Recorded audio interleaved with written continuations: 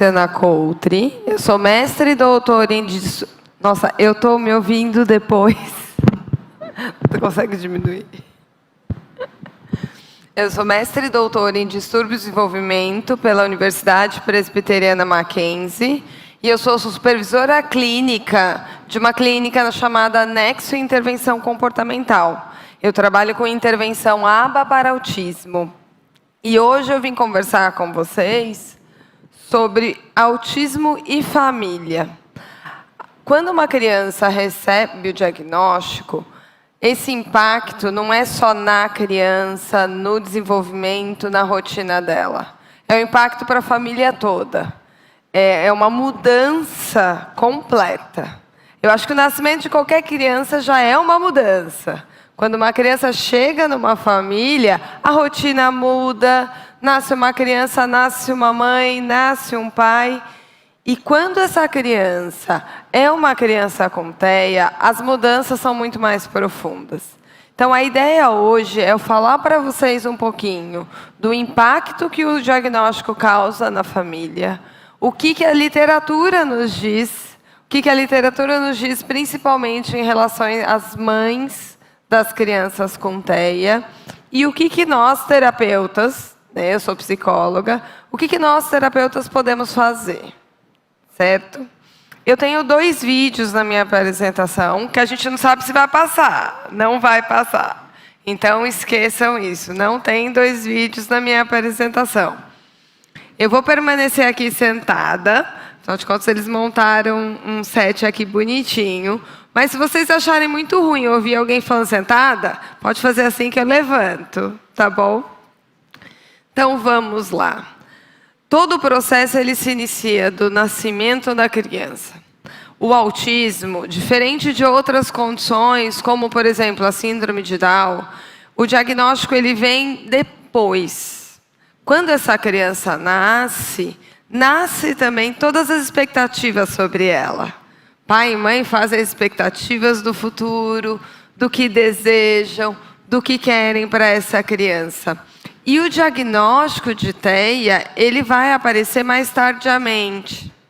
Então, não que seja fácil para famílias com crianças com condições que são descobertas na gravidez ou no nascimento. Isso nunca é fácil. Mas no caso do autismo, você tem um processo onde você vai observando o desenvolvimento da criança e é no meio desse desenvolvimento que surgem as suspeitas. E o caminho entre a primeira suspeita até o diagnóstico é um caminho longo. E esse caminho ele é sofrido. Então, as mães, os pais, cuidadores em geral de famílias com TEA, têm muitos momentos de sofrimento. E esse, do caminho do diagnóstico, é um dos maiores. Surgem as primeiras preocupações. O autismo, ele é um transtorno do neurodesenvolvimento. O que isso significa?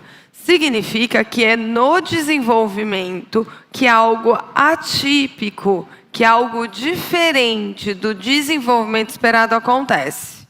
Então, quais são alguns dos sinais de TEA? É a criança que tem atraso de fala ou atraso na linguagem, porque algumas até falam bastante, mas poucos se comunicam.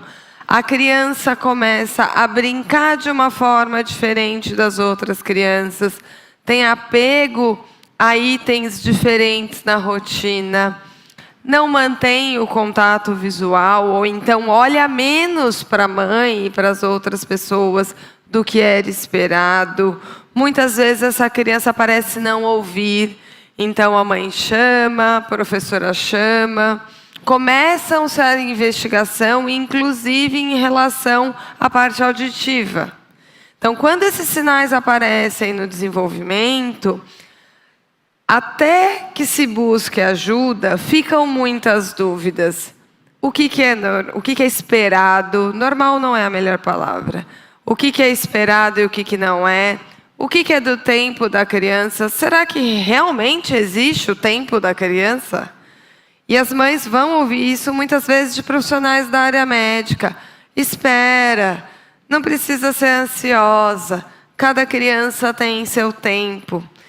E nesse momento, muito tempo acaba, inclusive, sendo perdido.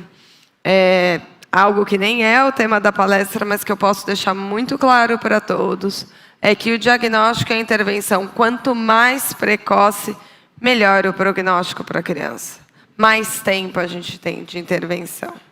Mas surgem essas primeiras preocupações e começam a busca por profissionais. Procura a fonoaudióloga, procura uma psicóloga, o pediatra, a primeira referência da criança, vou direto no neuro, psiquiatra infantil, esse profissional tem que ser especialista. E começa uma verdadeira saga, né? Uma verdadeira trajetória. Esses são os vídeos. Depois eu posso, se puder deixar, envio. São vídeos do YouTube de sinais precoces de TEA. Então, são 2 vídeos de crianças muito pequenininhas que posteriormente foram diagnosticadas com TEA. Então, se alguém tiver dúvida, curiosidade, pode jogar no YouTube autismo, diagnóstico precoce, que tem uma série de vídeos.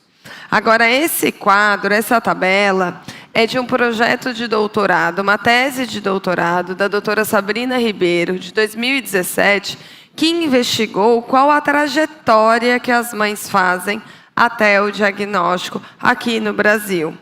Então, esse quadrinho mostra quais são os primeiros sinais, quais são as primeiras coisas que família, professoras, não só família, né? Muitas vezes a escola é muito parceira nesse sentido, percebem da criança.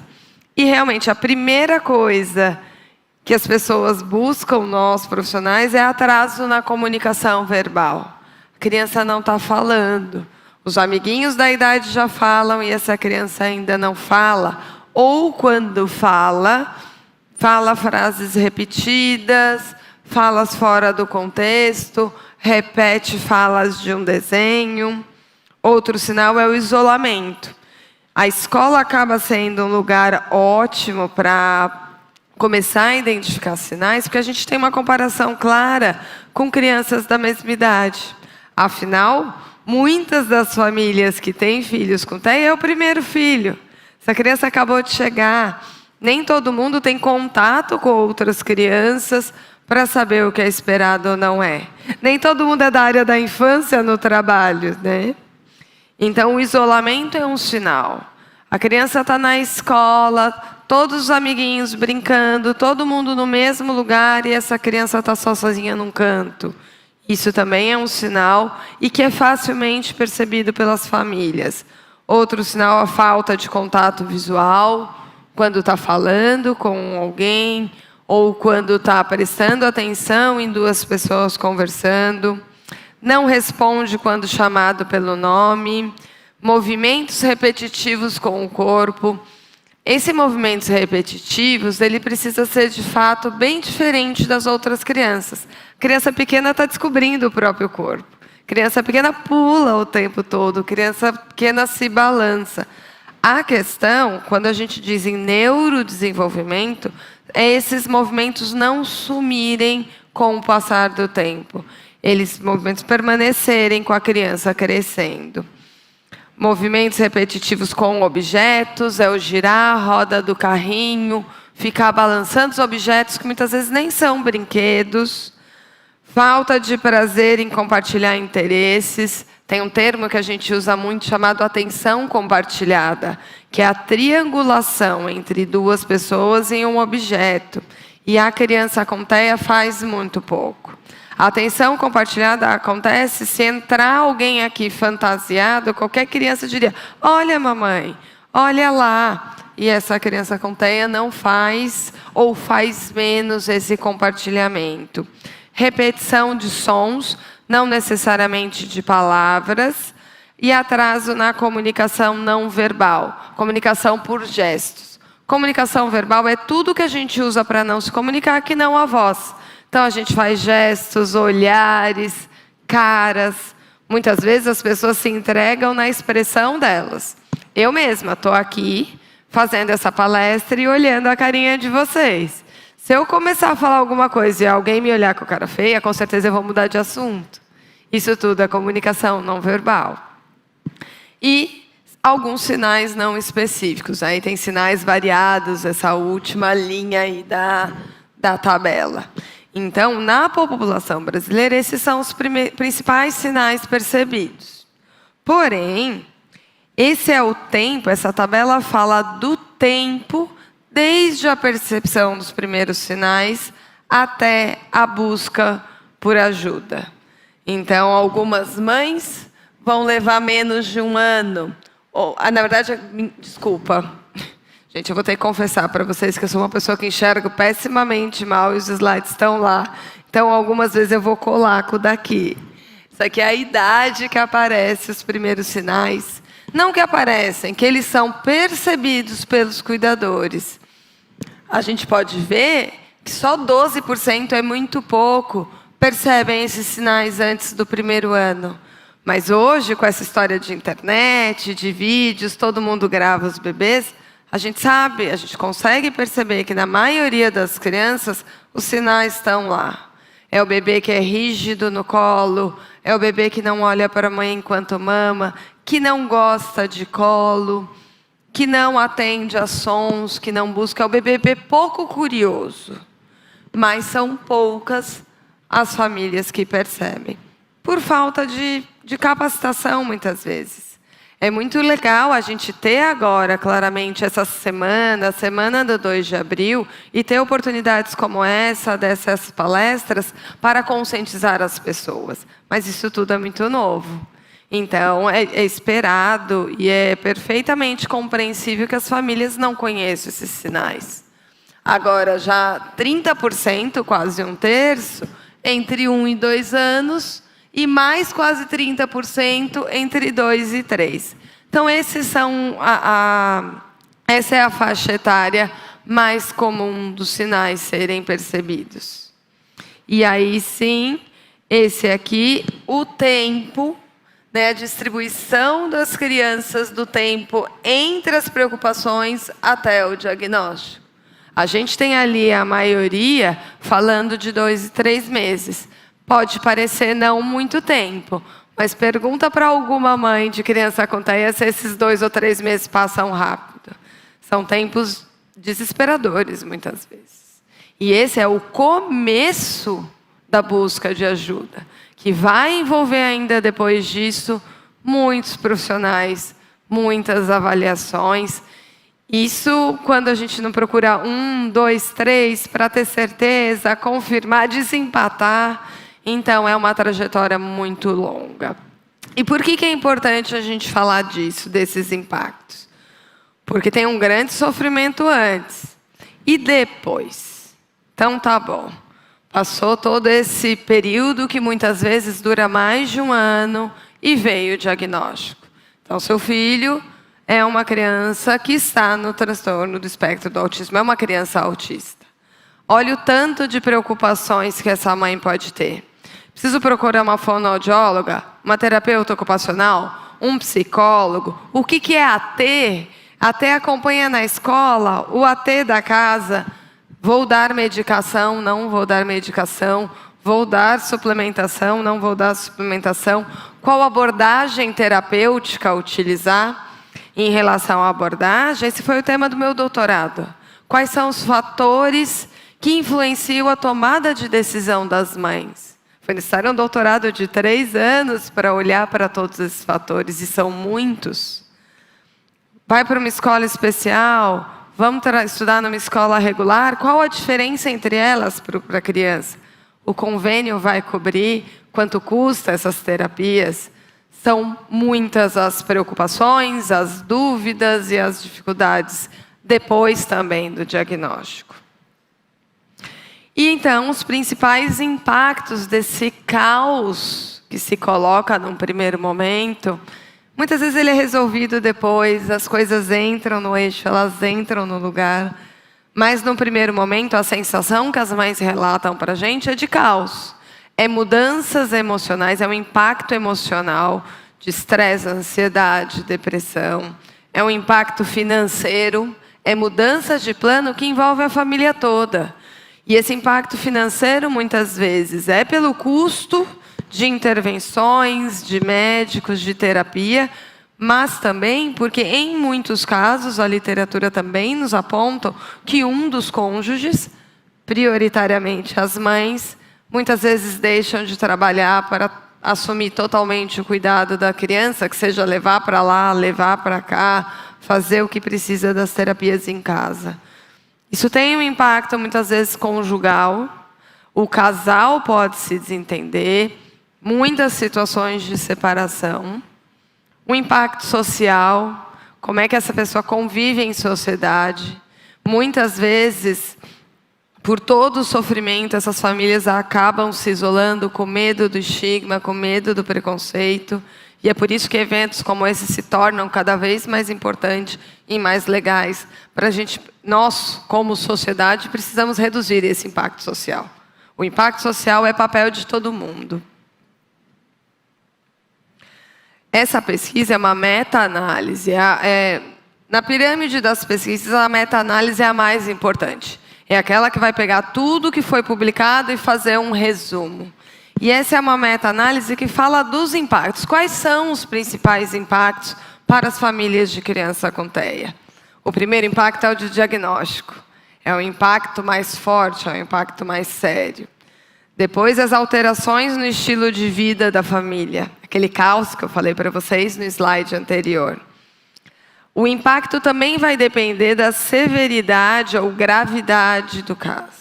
O autismo é dividido em 3 níveis, nível 1, 2 e 3, que dependem da quantidade de suporte que essa criança precisa. Nível 1, menos suporte, muitas vezes vocês vão ouvir como autismo leve, o nível 2, o moderado, e o nível 3, severo. Hoje a gente não usa essas nomenclaturas, a gente usa nível 1, 2 e 3, porque é o nível de suporte que essa criança precisa. E as preocupações com o futuro. Aquele primeiro slide eu mostrei que quando o bebezinho nasce, a mãe já faz planos, a família já faz planos, e esses planos já são cobertos de várias preocupações. E essa preocupação, ela aumenta após o diagnóstico.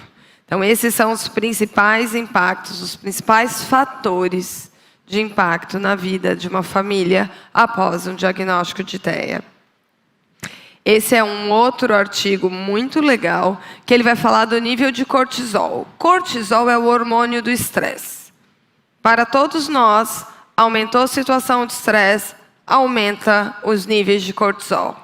E essa é uma pesquisa que estudou os níveis de cortisol materno, quando o filho, adulto ou criança, na verdade aqui é adolescentes e adultos com TEA, tem problemas de comportamento.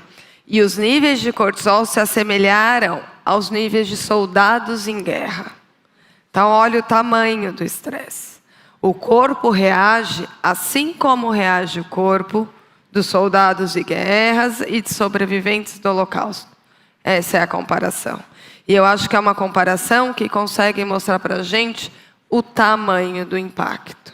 E por que nós temos, como profissionais, como rede de apoio, cuidar sim da criança, mas também dessa família, principalmente dessa mãe, porque a literatura é clara. Aqui estou vendo a maioria de mulheres, eu acho que eu não preciso nem da literatura para vocês corroborarem esse dado, que o impacto emocional, muitas vezes, da mulher é maior. Não que o pai não tenha. E não que a gente possa generalizar. A gente está falando de dados de média, de maioria. A gente, quando pensa em família, é importante conhecer também alguns aspectos genéticos. Quando a gente tem hoje, atualmente, quando uma criança é diagnosticada, tem sido muito comum os pais da criança receberem o diagnóstico junto. A gente tem que lembrar que a ciência evolui, que a medicina evolui. Então, hoje a gente tem muito mais recurso e muito mais conhecimento do que 20, 30 anos atrás. Hoje a gente já sabe que o autismo, embora multifatorial, a maior porcentagem aí da causa é genética, é hereditária. Por que a gente sabe? Porque entre irmãos a chance é maior, entre gêmeos maior ainda. Então, a gente tem uma porcentagem do fenótipo ampliado. Fenótipo ampliado é características que não necessariamente fecham o diagnóstico, mas são características de TEA de 2,6% a 80% em 41 estudos. Os dados são bastante diferentes, mas mostram um número muito grande. Mais prevalente em pais do que em mães. Então, tem algumas pesquisas mais recentes, 2017 e 2018, mostrando que a hereditariedade do TEA pode ser mais paterna do que materna. Dados ainda nada conclusivos, ainda há muito para pesquisar. Quando a gente recebe aquela pergunta, qual a causa do autismo? Hoje a gente vai falar de causas e de autismo, de um espectro. Alguns com questões genéticas muito bem delineadas e outros não. Mas o que a gente tem visto são pais de crianças também diagnosticados. Dados são muito variáveis entre os estudos, né? Não existe um protocolo universal. Precisamos, enquanto comunidade da área da saúde, caminhar para isso. Esse é um estudo de 2018. Outro estudo, vão falar de características subclínicas, que é esse fenótipo ampliado, né? Muito mais comuns em pais de crianças com autismo. Então, tem algumas características, mas o manual vigente não diz que é o suficiente para fechar o diagnóstico. Né? Também muito heterogêneo. Eu vou passar um pouquinho rapidinho, porque eu olhei para o relógio. Mas é mais um estudo aí mostrando aspectos genéticos. E é importante para a gente pensar naqueles impactos, porque significa ter mais de uma pessoa com TEA dentro de casa. A gente não pode esquecer dos irmãos. Primeiro, a possibilidade das famílias terem mais de um filho com TEA, mas mesmo que não, esse irmão, ser mãe de uma criança com TEA tem as suas dificuldades, e ser irmão tem também. Tá? Existem muitos estudos com bebês e crianças pequenas. Agora que essa hereditariedade é clara, irmãos de TEA são considerados grupos de risco para autismo, e a gente consegue fazer uma avaliação muito mais cedo. Mas a gente tem que pensar nos aspectos emocionais. Ser irmão de uma criança com TEA, como ser irmão de uma criança com qualquer outra deficiência, significa muitas vezes ver o seu irmão tendo mais atenção, demandas e cuidados. Significa muitas dúvidas, significa ver o seu irmão diferente das outras crianças. Os aspectos emocionais do irmão são um impacto a ser considerado. Esse irmão também tem que ser olhado. Tá? Muitas vezes o que a gente vai usar é o treino de irmãos como meio da intervenção, assim como o treino de pais, ou pelo menos trazer esse irmão para junto na terapia, para ele entender um pouquinho o que se passa com o irmão. Como que nós, como equipe terapêutica, né, eu, psicóloga, podemos ajudar? Com treino e orientação parental. Não existe intervenção para criança. Para criança com TEA, menos ainda, que não tem orientação a pais, que não tem um treino de pais. E por quê? Isso não é uma novidade. A literatura já vai falar da importância de treinar pais desde 1978, a primeira aí que eu achei.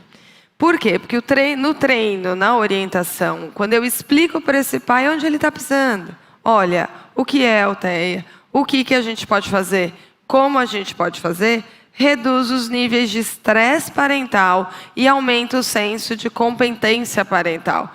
Esse também foi um estudo com pais de criança que relataram níveis mais elevados de estresse do que os pais de crianças com desenvolvimento típico. Tá? E existe um outro estudo comparativo. Mães de crianças com TEA, mãe com outras deficiências e mães de crianças típicas, as mães com crianças com TEA têm um nível de estresse maior. Os pais são os principais agentes de mudança. Então, eu, como analista do comportamento, vou dizer que os pais são ambiente da criança, que é necessário mudanças no ambiente para mudança de comportamento. Então, como que eu faço essas mudanças sem orientar a família? Eu preciso explicar para a família como fazer, quais são as mudanças necessárias. Pai e mãe são parte da equipe, não são a parte. Eles dividem o papel de também serem meus pacientes, mas também serem parte do time. Pais que recebem orientação são mais informados e têm melhores índices de saúde mental. Ó, saúde mental aí de novo. Né? Então, tem mais esse estudo que mostram que mães de crianças com atraso no desenvolvimento têm até mais 10 chances de desenvolverem depressão do que a população em geral. E a gente ensinar estratégias, deixar essa mãe com as rédeas do que fazer, diminuir esses índices. Tá? Quais são os objetivos de um treino parental? Informar, ensinar técnicas, suplementar a intervenção não pode acontecer só no consultório, realizar alterações no ambiente, estabelecer novos padrões de interação. A gente fala, o TEA tem dificuldade de comunicação, a gente precisa ensinar a família a se comunicar com essa criança e diminuir a frequência de comportamentos problemas. Vários temas podem ser trabalhados na orientação dentro de uma intervenção, a depender dos temas da fase que tiver a criança na terapia. Versus desenvolvimento típico. Então, é muito importante numa orientação dizer, ó, esse é um comportamento que se dá muito provavelmente por conta do transtorno. Esse não, é coisa de criança. Esse aqui, qualquer criança da idade estaria chorando também. É importante para a mãe saber também quando que é do TEA e quando que é do desenvolvimento. Comunicação, comportamentos inadequados, habilidades sociais, é sempre uma área de intervenção, brincar, variar comportamento. Crianças com TEA costumam ser rígidas, costumam ser muito apegadas à rotina, ter dificuldades com mudanças. Então, o treino também serve para isso. Tá? Entre tantos outros, a depender de que fase da terapia está a criança. E agora o slide que eu considero mais importante. Eu comecei contando para vocês dos impactos. Eu tentei deixar bem claro o quanto afeta a saúde mental das famílias. Muitas vezes, no papel de terapeuta, a gente também vem com muita sede ao pote, de muita orientação, de querer fazer muitas mudanças. Mas a gente tem que tomar muitos cuidados. A gente não pode deixar nunca de acolher essa família. O acolhimento vem antes de qualquer coisa. Eu tenho que tomar cuidado com a demanda. Eu posso achar que para a criança vai ser ótimo se a mãe fizer tal coisa 20 vezes no dia. Será que cabe no dia dela? Então eu tenho que tomar cuidado. É lógico que tudo isso é conversado. A gente pode criar estratégias para caber. Ou então, o que dá? Eu sempre costumo dizer para os pais das crianças que o meu papel vai ser dizer o ideal. E eu quero que eles me digam qual mais perto dá para chegar. E a gente vai trabalhar com isso. Precisa ser reforçador e melhorar a qualidade de vida da família. Se a minha orientação vai causar mais estresse, vai causar briga, ela está errada. Ela não está servindo. E a gente sempre tem que estar atento de verificar a necessidade de encaminhar pai e mãe para a terapia individual, se necessário. Muitas vezes, por mais que os pais às vezes me falam, eu já conheço tanto terapeuta, eu não aguento mais terapeutas na minha vida, muitas vezes ela precisa de um terapeuta para chamar de dela.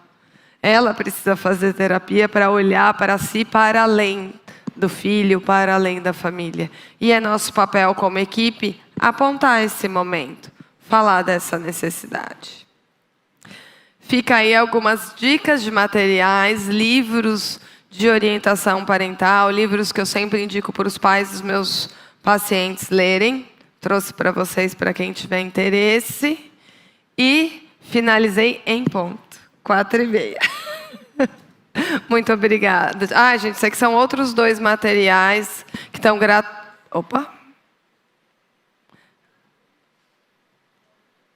gratuitos na internet sobre autismo. Sobre aba e autismo, que é a área que eu atuo. Então, esses também são legais. Vocês encontram no Google o arquivo em PDF. E agora sim, muito obrigada. Vou chamar a Loide para me ajudar aqui. E eu não sei por que você falou isso, que a mãe autista é tão estressada, né, gente? Não sei por quê. Gente, é tão de boa, né? A literatura não corresponde. Te agradeço. Luciana, já começa agradecendo, né, infinitamente. E eu acho que um ponto que você falou, que eu julgo de extrema importância é a gente olhar para o irmão. Né? Talvez eu fale isso porque eu tenho 2 filhos, um com autismo e outro não. E também a importância de cuidar de quem cuida. Né? Muitas vezes nós, como mães, ficamos tão ligadas em cuidar dos nossos filhos que a gente se esquece de cuidar de nós mesmas. Aqui está a Loide, né? A Loide, ela é responsável pela nossa sala de EBD, por este acolhimento. Então, eu queria pedir para que a Loide já começasse. Então, todo esse trabalho do GEPANDA dá certo, esse acolhimento, gente, dá certo, não é por causa da Ana Paula, não, viu? É por causa da Loide. Viu? Não. É ela que faz todo esse acolhimento Deus, com as sempre. nossas crianças, que tem todo esse amor, esse cuidado, é a Loide. Eu queria que a Loide falasse um pouquinho com a gente. Boa tarde, Luciana. É um prazer receber você aqui. A Ana já falou, né? Eu trabalho realmente com as crianças aqui e nós trabalhamos com tutores, certo? Para dar um apoio para essas crianças, para que elas possam participar da nossa aula. O que nós temos feito, eu gostaria que você colocasse se é correto. Assim que nós recebemos a criança com diagnóstico, nós conversamos com o pai, primeiramente, para conhecer melhor essa criança. Escolhemos um tutor para que ela seja trabalhada com a criança. Preparamos um material, uma orientação para isso. E nós entramos em contato com os terapeutas que os pais relacionam para a gente. Por que a gente faz isso? Eu sempre brinco assim, quando eu ligo para um terapeuta, eu falo, olha, nós estamos aqui com essa criança 2 horas por semana. Então, no mínimo, nós queremos não atrapalhar o trabalho de vocês.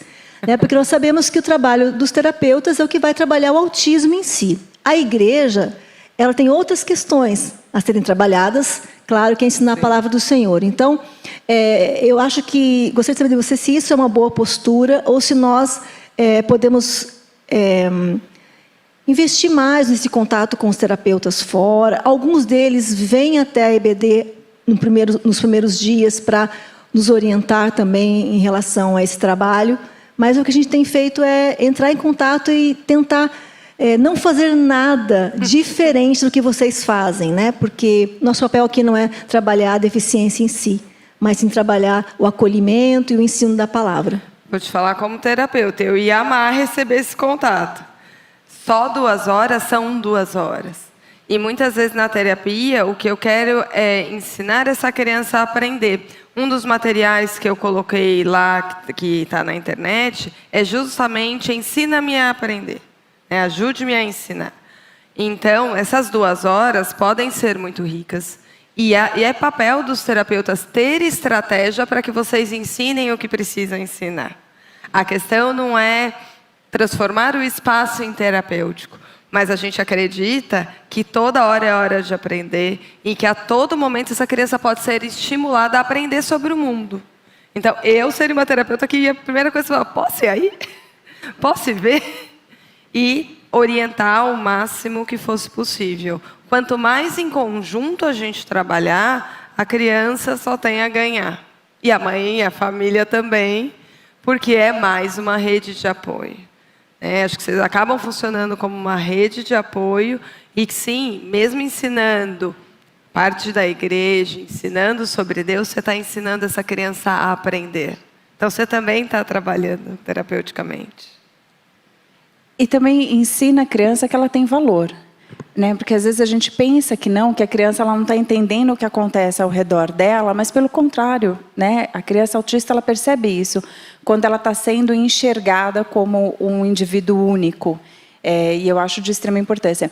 Os meninos falaram que se você quiser agora, eles conseguem passar seu vídeo por lá, os 2 vídeos. Você quer que a gente passe agora? Na verdade, são 2 vídeos de sinais precoces. Vocês que são 2 vídeos de bebês, antes, provavelmente com menos de 1 ano, já apresentando comportamentos atípicos que costumam levantar os primeiros sinais. Vamos dar uma olhada, acho que é bom para quem está assistindo, Tá, né? Principalmente, conseguem colocar agora?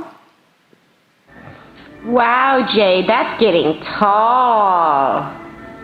É legal quanto essa criança atende ou não a mãe. 8. Very good. 9. Very good. good. There's more. Uh-oh. You can do it. Isso é o que a gente falou sobre compartilhar a atenção. Very Ela tá brincando good. Can you do sozinha. this one? Number Tá passando ali. 11. Uh-oh. You didn't want that one up there? This is number 10. Very good.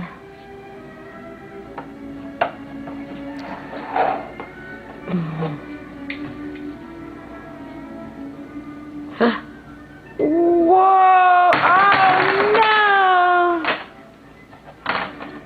1, 2, 3. Well, you get them built quick.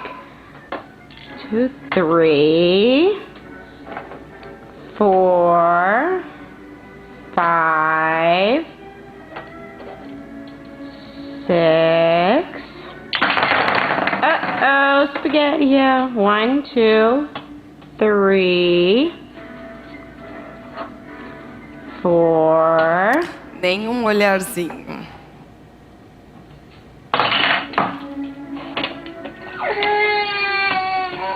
One, two. E essa é a parte que mais me chama a atenção, nem para chorar. Um 3. bebê dessa idade, ele chora buscando colo. Buscando ajuda, né? Ele vai buscar. Que seja o acolhimento. E nesse bebê não compartilha a atenção. Então esse é um sinal. Oh, don't get mad. Tá chorando pro brinquedo. 1, 2.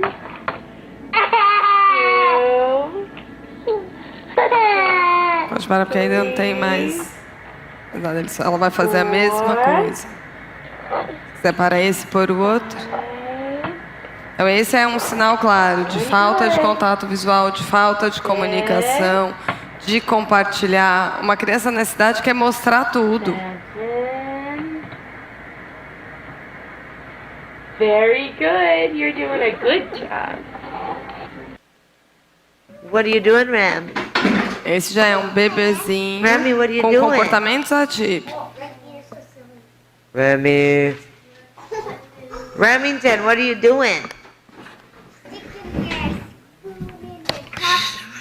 Também não Remy, compartilha Dad. atenção. Hey. What are you doing, little buddy boy? Remy, look at mommy. What are you? Oh, are you building? E essa mãe tem, me olha pra mamãe, olha, ela toca nele, tá focada no que tá fazendo. Então, esses vídeos são do YouTube, né? Eu retirei todos eles do YouTube, e que mostram que os sinais muitas vezes estão ali. Mas quem não conhece desenvolvimento, não trabalha na área, vai ficar na dúvida, vai causar o estranhamento, causa angústia, ansiedade, mas não é uma resposta, né? É por isso que muitos pais e até alguns médicos classificam, antes de dar o autismo, classificam aquela criança como uma deficiência auditiva. Algumas vão para avaliação, realmente. É uma das primeiras, até porque é uma recomendação de avaliação. O diagnóstico de autismo ele é clínico, não tem um marcador biológico. Então, tudo que tem marcador biológico, você tem que descartar primeiro. Até por isso deixa a avaliação mais longa, né? Eu gostaria que a doutora trouxesse a informação. A gente percebe, e na verdade, quando a gente tem esse diagnóstico, se a gente olha para trás, a gente consegue ver determinados sinais. Mas muitas mães, né, muitos casais, falam que o seu filho tiver um desenvolvimento perfeito até 2, 3 anos e, de repente, virou uma chave e virou, do dia para a noite, ele virou autista. Eu queria que a doutora falasse um pouquinho sobre isso. A literatura vai falar do autismo regressivo. Então, algumas crianças que até um ano e pouquinho, começam, inclusive, a falar algumas palavras e param.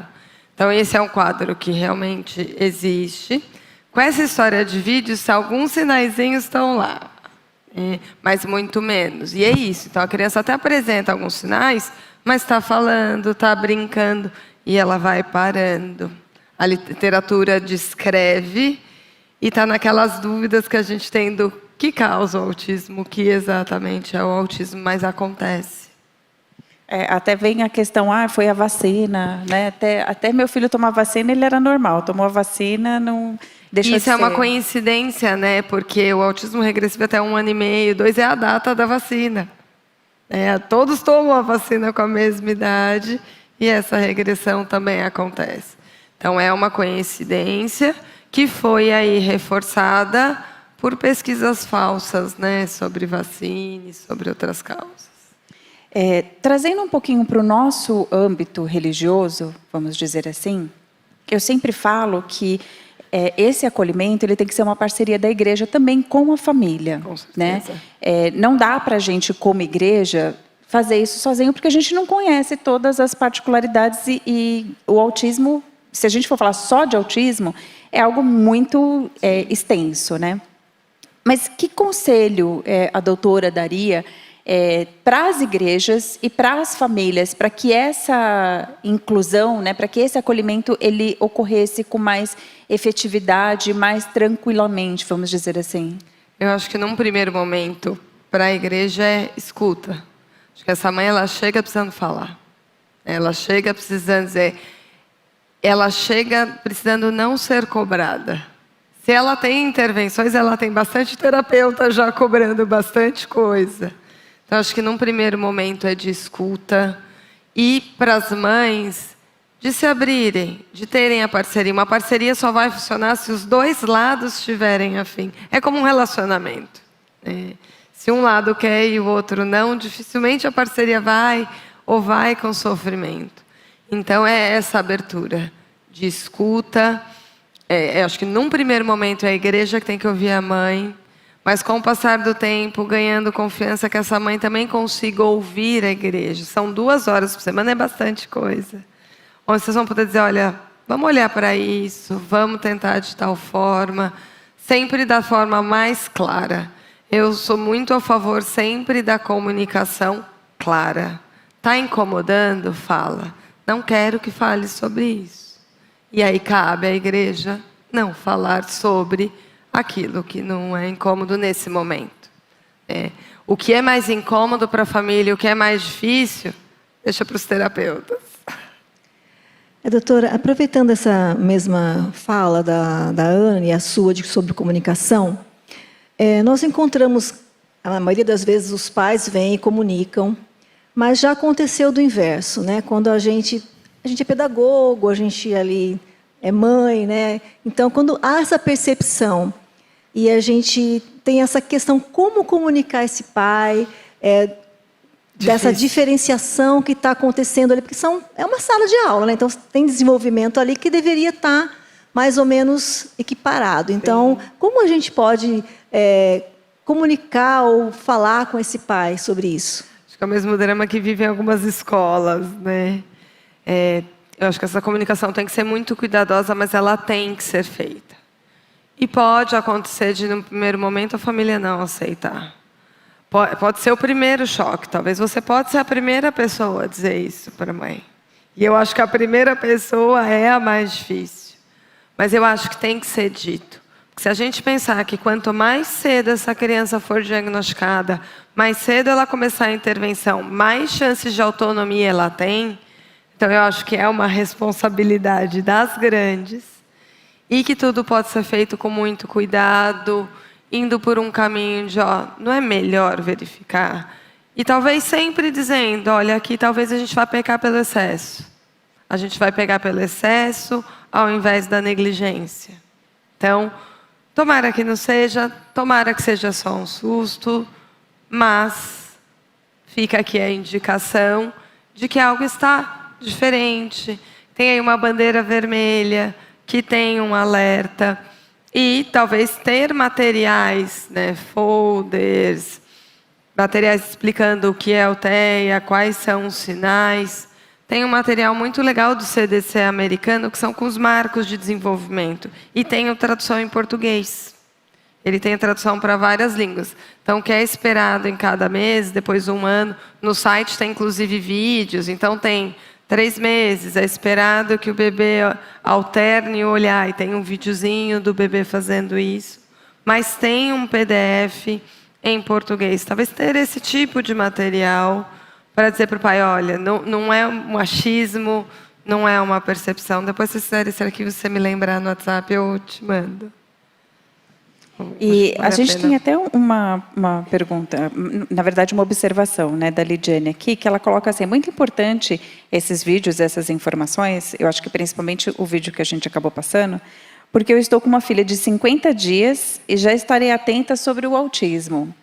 A gente só precisa tomar cuidado para não ficar paranoico, né, e achar que tudo é Pode autismo. rolar uma que tudo... hipervigilância também. Mas, na dúvida, procura um profissional. Acho que a gente não precisa ficar nem tão hipervigilante, nem de menos. Tá com alguma dúvida? Procura um especialista, procura um profissional que vai dizer, olha, não, isso aqui é ou isso aqui não é. Esse material do CDC de criança também pode ajudar, mas eu sou sempre a favor do pecar pelo excesso do que pela negligência. Mas buscando profissionais especializados. Agora, uma vivência minha. A gente levou muito tempo para ter um diagnóstico. Meu filho ele tem outras questões envolvidas, mas a gente levou muito tempo porque todos os médicos olhavam para mim e falavam, seu filho não tem nada, ele só está com desenvolvimento atrasado. E aí eu passei a ser louca para o marido, para a família, para todo mundo, né? E até chegar ao ponto de uma vez nós o levarmos um psiquiatra e eu sempre tive uma relação muito íntima com meu filho, então ele sempre me olhou nos olhos e ele sempre me buscou nos momentos de tensão dele. E no psiquiatra, o psiquiatra ali fazendo o exame com ele me buscava. E aí eu lembro que o psiquiatra olhou para mim e falou assim, é impossível o seu filho ser autista. O que a gente faz nesses momentos? A minha opinião, não desista, tá? Que o coração de vocês, né, vai dizer que existe alguma coisa ali, então insista. Mas o que falar para essa mãe que ela sabe que existe algo, mas que... Porque, às vezes, eu sou insistente. E, enquanto eu não tenho uma coisa ali clara e objetiva, eu não paro de procurar. Mas, às vezes, a pessoa se desmotiva. Eu acho que eu começaria dizendo para desconfiar de médico que seja tão taxativo de com certeza sim ou não. O autismo requer uma avaliação multiprofissional. O médico vai dizer, tem sinais. É claro, mas ele vai pedir uma avaliação. Por mais que seja certeza, ele até vai dizer, mas eu quero uma avaliação para saber nível, para saber o repertório, para indicação de terapia. Então, o é impossível já me deixaria com o pé atrás. E é uma situação que é real, que acontece, a medicina está em constante avanço. A gente tem dentro da psicologia as diferentes abordagens, abordagem que concordam com o autismo, abordagem que vai dizer que o autismo nem existe. Então, a minha sugestão é sempre desconfie do que é taxativo. Tanta certeza em 20 minutos vendo uma criança, ninguém pode ter de nada. E busque a ciência. Então, hoje, o que são práticas baseadas em evidência? O que a ciência está buscando? Tem dúvida? Procura as grandes universidades. Eu estou aqui a convite do Mackenzie, que é uma universidade presbiteriana. Busca o pessoal do Mackenzie. Acho que as mães daqui, vocês têm esse acesso. Busquem as pesquisas lá do programa de pós-graduação em distúrbios, que é totalmente baseado no que é científico, no que é certo. Busque especialistas. E a gente vai ter especialistas diversos. Um médico, psiquiatra, neurologista tem que ser especialista em TEA. Não adianta. É uma sub-área dentre as áreas. Loide. Só, Luciana, eu não sei se você vai estar no seu âmbito de responder a minha pergunta, mas eu quero fazer uma pergunta em apoio à minha irmã, Ana, né? Eu gostaria de saber se, dentro da área médica, ou dessa área de apoio toda de psicologia, e fono e tudo mais, em especial de psicologia, existem políticas públicas de apoio às famílias? A pessoa pode, num SUS, por exemplo, ter um psicólogo ali para apoiá-lo, depois de um diagnóstico, porque a gente viu os impactos aí, né? Então, eu não participo de uma família típica, então eu fico imaginando realmente o que deve ser esse impacto e o quanto que a política pública poderia apoiar e deveria apoiar, né? Existe muito pouco, existe muito no papel. Acho que aqui em São Paulo a gente tem o CAISME, que é um local público do SUS de trabalho com TEA, mas que tem fila de espera. Então, a gente tem no papel e tem muito pouco, infelizmente. Acho que a gente tem uma briga aí grande na saúde, de forma geral, para políticas públicas. E no autismo, essa briga também é grande. Existe, infelizmente, muito pouco. E com isso a gente tem famílias muito, muito, muito doentes, né? Até baseada nos dados que você trouxe de como que é a vida, o dia a dia de uma mãe com uma criança autista, ou com um adolescente, ou com um adulto, porque a gente também não pode esquecer, né, que eles crescem, que eles viram adultos, e, exatamente, consequentemente, todas essas questões elas vão crescendo, dependendo da situação. Doutora, nosso tempo está quase acabando. Né? Tem um relógio aqui na frente. Pois é, infelizmente a gente ficou com um tempo curtinho, talvez para o ano que vem a gente pense em algo mais abrangente, né? Palestras com tempos maiores. Mas vocês vão achar que falta tema, não tem uma resposta certa. Mas eu gostaria que a doutora desse uma última palavra, ou que fosse um conselho para essas mães, enfim, que trouxesse alguma informação agora. Qual é o recado, né, que você gostaria de deixar para a gente? Acho que o recado que eu deixo para as mães é: não desistam de ter rede de apoio. Não deixem de buscar rede de apoio, de compartilhar dores, de compartilhar responsabilidade. Muitas vezes a sobrecarga é maior, sim, e muitas mães se sentem como a única responsável e se sentem nessa obrigação de ser a única, e não são. É fácil achar rede de apoio? Nem sempre, mas não desistam. E não deixem de se cuidar. A gente não consegue dar para o outro aquilo que a gente não tem. Se vocês não estiverem bem, não vai ter mãe para cuidar do filho. Então, não deixem de se cuidar e não desistam de ter rede de apoio.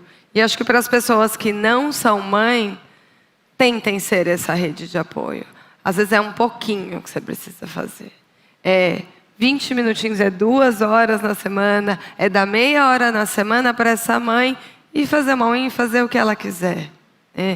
Tentem ser rede de apoio, exercitem a empatia, porque não é fácil. Eu acho que se a gente aumentar as redes de suporte e apoio, muito desse sofrimento dos impactos diminui. Verdade. Loide, quer falar mais alguma coisa? Não, só agradecer mesmo. Obrigada, eu queria aqui, de antemão, antes da gente terminar, agradecer a rede de apoio que é a Loide nas nossas vidas, porque são 2 horas todo domingo que a gente pode assistir o culto e participar da EBD. Na verdade, são 3, agora que eu estou fazendo as contas aqui, minha matemática são não é muito 3, boa. é verdade. Das 9h30 ao meio-dia. E agradeço também porque a gente tem aqui, estou vendo ali a Bruna, que é uma das nossas tutoras, né, que ajuda a cuidar dos nossos filhos. Então, essa rede de apoio a gente pode encontrar em vários lugares. Então, como a doutora Luciana falou, não desista. Doutora, muito, muito, muito obrigada. Que o Senhor abençoe abundantemente sua vida. A doutora vai ficar ali uns minutinhos no auditório 1, se alguém quiser tirar alguma dúvida com ela. E já, daqui 5 minutos e 40 segundos, a gente volta com a nossa próxima palestra. Até já.